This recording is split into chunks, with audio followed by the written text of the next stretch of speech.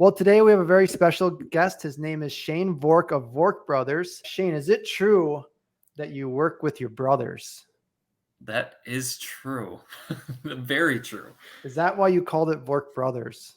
It is, and I wish we wouldn't have, but that's Who started this Who started this company? So it was me and two other brothers about 8 years ago.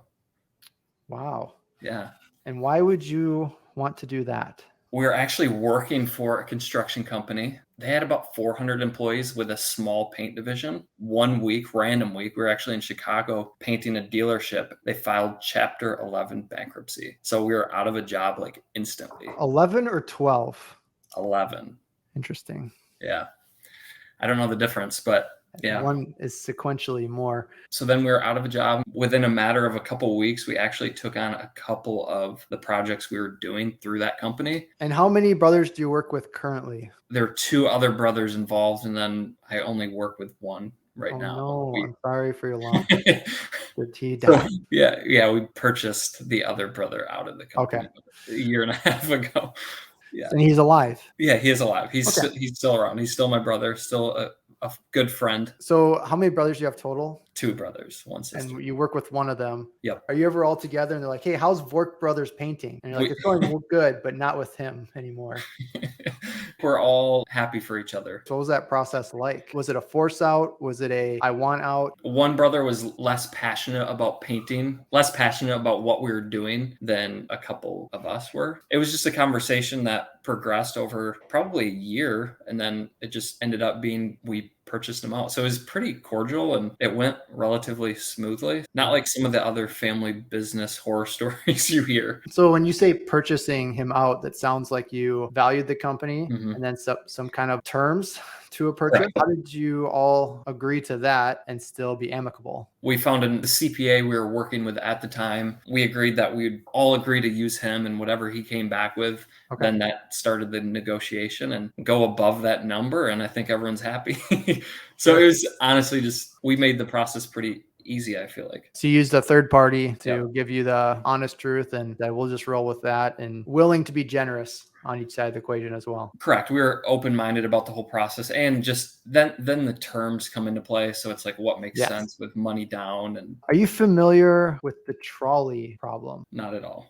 The trolley problem. This is a trolley. It is currently on the path to run over 5 people.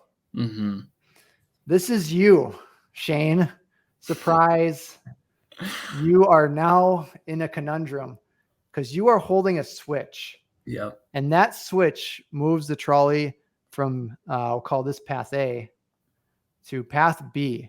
See how this one goes straight and this is a divergence. So this is active effort to change the course of the trolley, but it will now kill this person.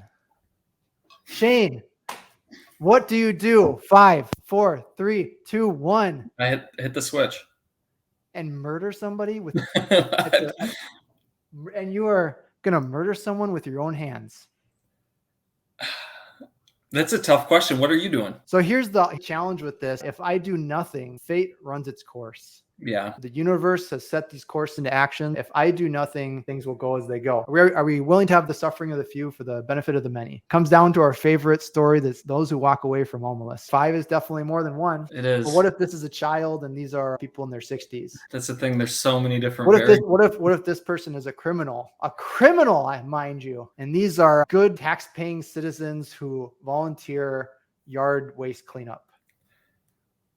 That is such a hard. That's a hard question. It's a hard question. It is a hard question. It's good to know that you are willing to take action to murder an innocent life. I was not prepared to answer this question and today. Yet you did, and we're only getting started. There's no. It's just whatever. The right answer depends on your value structure. So I can't tell you what your right answer is. We have another variation of this trolley problem. It's called asymmetric uncertainty. If the trolley continues on, it is not clear if these 5 people are going to be killed. You could say it's likely. You could say it's unlikely. The percentage is above 0, but it's not 100. However, if you pull the lever, as you previously stated you want to do, you are certain to kill this individual? Are you willing to gamble with these people's lives? Or are you once again willing to take an action and pull the lever? You came with some hard-hitting questions today. I take the odds. You take the odds of one person? No. Yeah, I couldn't just, oh man. I'm not pulling it. Okay. Very interesting. Thank you for sharing that. We have another trolley scenario here. These dang trolleys, man. Instead of a lever, you are now standing on a bridge. You are standing behind a fat man. Okay. This is not politically correct. He's both fat and a man. He's overlooking the scenario. Oh my goodness, look at these 5 people. They're about to get run over and killed by this trolley. You are no longer pulling a lever to kill one innocent person. You are now taking the action of pushing this person over the ledge. He is so fat that he will stop the trolley, but he will die. No, not a chance. So this is very similar to the first scenario we called Right. out. The question is, if it's no longer a lever, Yeah. but it is you putting your hands on the back of this person Mm-hmm. and pushing them over the edge, would you still do it? Or do you allow the trolley to continue uninhibited and unencumbered to slaughter the 5 individuals? Yeah. No, I couldn't push someone over the edge. So No. you would now allow the 5 people to die. So this is interesting because in the first Mhm. scenario, you're willing to sacrifice the 1 for the 5. Yeah, I just couldn't. No, I couldn't. You couldn't. No, It's interesting how that changes it, right? it does. And obviously these are hypothetical situations, but Very they hypothetical. play into the decisions of our daily lives in some way. Correct. What is the personal proximity to where I'm willing to sacrifice one person for the benefit of others? If I have to put my hands on them, I might not. But if I get to do it from a distance, I will. There was a proposal where the president of the United States would always have somebody with them. And the only way they could get the code is that they had to open up a capsule that was inside the other person's body. If the president of the United States was willing to authorize a nuclear launch, they first had to murder their friend next to them, who was always walking with them, with a knife and cut their body open to get the code. If they weren't willing to do that, then you shouldn't be willing to murder a massive amount of people with a nuclear bomb. So that's interesting. You played right into that one. We have another one. Call this the reverse asymmetric stakes. You've got your fatal injuries. You have a non-fatal injury, but in front of this, you have a speed bump. And this speed bump is going to cause calamity, damage to property, to capital, and maybe even the death of the conductor. Shane, the trolley is coming down the tracks. 5, 4, 3, 2, 1. Oh my goodness. What happens to the people on the train? The conductor is killed and the passengers are injured. And most importantly, there's damage to property. Well, the property I don't care about. What if the trolley is worth $1 billion? It doesn't matter. You would sacrifice $1 billion to save one person? Well, What if it was $500 billion? so hold up. If I pull it, then it ruins the trolley. That's worth $1 billion. Yes. But if I don't pull it and just, like you said, let it run its course. So it sounds like you wouldn't pull it from what I'm hearing. I'm just trying to get to the root of your heart on this issue. Well, this is a tough issue because we're talking life or death. We are talking about the decisions that you are making in your daily life Uh, of action versus inaction and the consequences, as well as the proximity of those actions and inactions. I don't know if I can pull it. You have to know that you're going to pull it because this is happening. In this scenario, though, I don't know that the conductor's gonna die because it's happening so quick. So all I know You is can I'm tell. saving You can five- tell. You know the engineering of the train. You've been through the OSHA classes. This speed bump is killing that conductor, and you are aware of that. So it's to save 5 children. I think I'm saving the 5 children. And you are killing an innocent conductor. I You don't are know that, though. injuring. Let's just You're act like going to have to live with a debilitating injury, plus all the passengers. And most importantly, there's damage to property. This is private property that some corporation is making money off of. Yeah, that's a tough one, man. So when you are dealing with picking out a paint for a wall, how do you decide if you're going to use flat versus satin? Well, I don't really make those decisions anymore. If I were, I would understand where the paint's going, and that would be the big thing. So if it's on a ceiling, it'd probably be a flat paint. If it's in a bathroom, it might be a higher sheen product. For what uses would you go higher sheen? Sounds like bathrooms. Is that because of the aesthetics of it, or is there a practical application? Maybe moisture issues, maybe some higher traffic areas. Garages might have it. Yeah, and then flat might be for more aesthetically pleasing areas. So like your living room areas, things like that. Okay. All right. So that's good to know. I always say flat versus satin. That's where I shine. We have another scenario here for you. It's called the Chinese box, I think. The premise is you have somebody in a box. They only speak English, but they have instructions in front of them for how to assemble these characters into Chinese words. To this observer on the right, it appears that the person in the box is speaking Chinese, but they do not speak Chinese. They only speak English. What are your thoughts on this as we explore the correlation with AI? Interesting. Artificial intelligence does not understand thought, does not understand reason. However, it is able to take a question and then it has very specific instructions on how to grab outputs from its data sets and arrange them in such a way that the observer on the right-hand side would say, aha, this is a thought with reason that is being presented in front of me. But it's really the instructions that are being provided to it that gives it the ability to have that performance. Which is wild. Yeah. Interesting. But then the question is, does it really matter if the performance is there, what the true capabilities are within the entity, right? Within the person. If someone can perform to you as if they care about their local sports team, does it matter if they actually care? Do they have a sense of being outside their actions, or do their actions create their sense of being? These are powerful questions.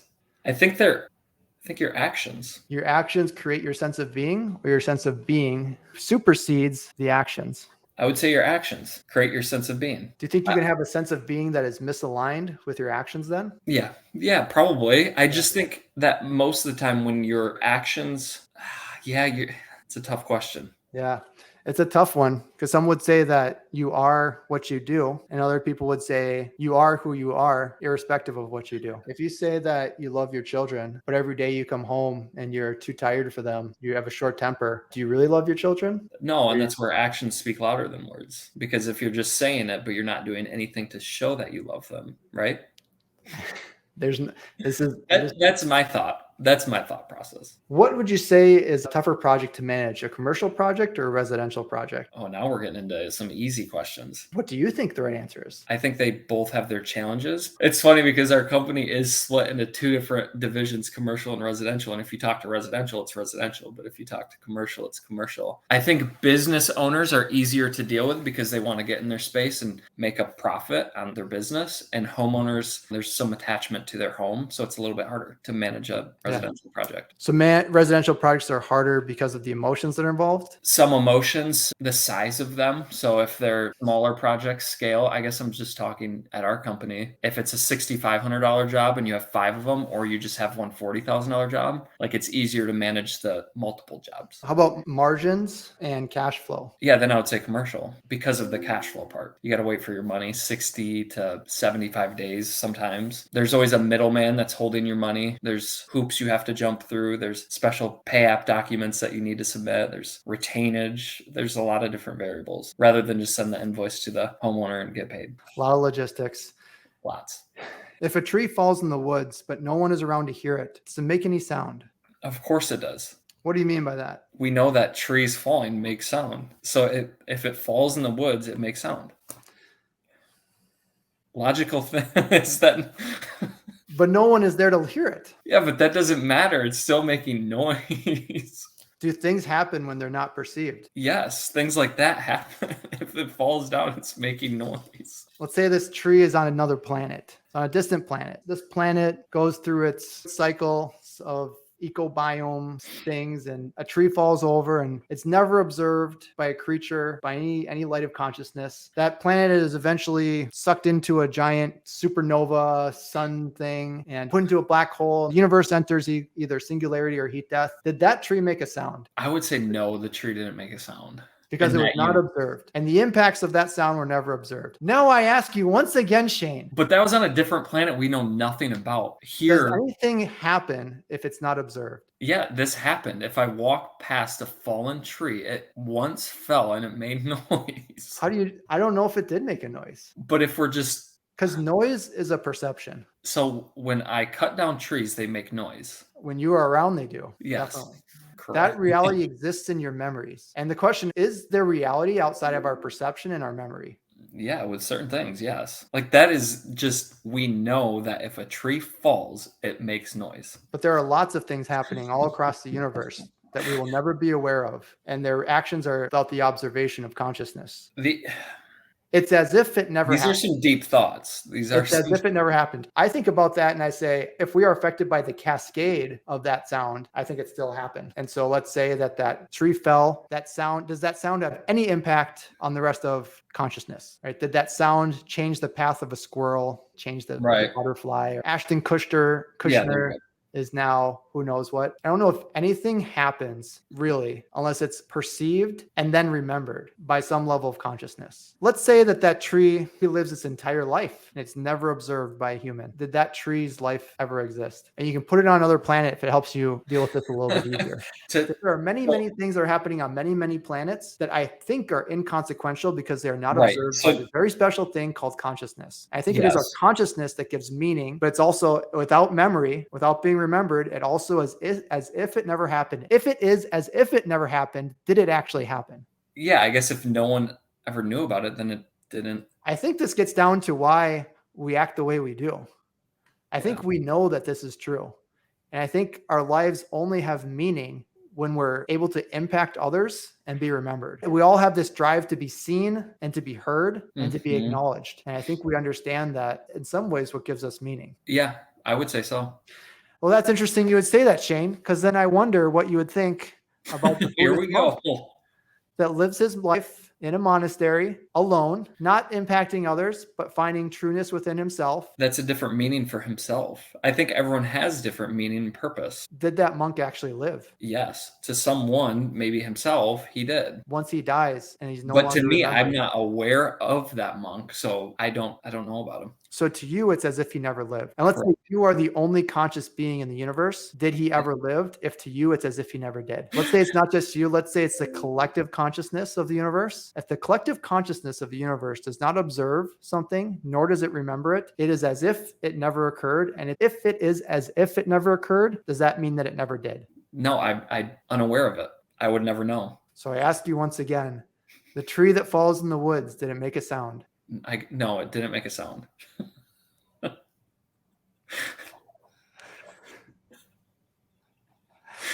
When you're scaling a painting company, what are some of the overhead challenges that most people aren't thinking through? You've grown to sizes that not everybody is going to achieve. Maybe for the audience, what was the top line revenue that you achieved last year and your current projections for this year? Yeah, so we're mid 6s and then we'll be mid 8s this year. And what are some of the implications on overhead that you got to find out on your own and that most people aren't thinking about when you get to that size? Yeah, I guess there's a lot of different things. Sorry, I'm still thinking of the trolley scenarios. Those are thought-provoking. No, I think there's a lot of different things that you don't think you need because when you get to the side, you have a fleet of vehicles, not just one or two. So maintenance goes way up. The positions that you thought you might never need, you need. Yeah. Why do good things happen to bad people? But more importantly, why do bad things happen to good people? Why do bad things happen to good people, Shane? I think bad things happen to good people so they can use their good morals, their good outlook on life to tell their story in a good manner. I don't know why bad things happen to good people. I think there's an opportunity to turn those bad situations into a good situation. So people are able to react to bad situations, some silver lining. But why did that bad thing have to happen in the first place? That's a higher power. I think people's stories are written. That's a God thing, I believe. So God is making bad things happen to good people? I think God has a plan for everyone. Sometimes you go through rough parts in your life to just come out better. That's the best way I can put it. These are tough questions. Why wouldn't God just have a plan of nice things happening to good people? Why would God have a plan of bad things happening to good people? I understand that he has a plan for people is what you're saying. But why wouldn't God just make good plans? That's a good question.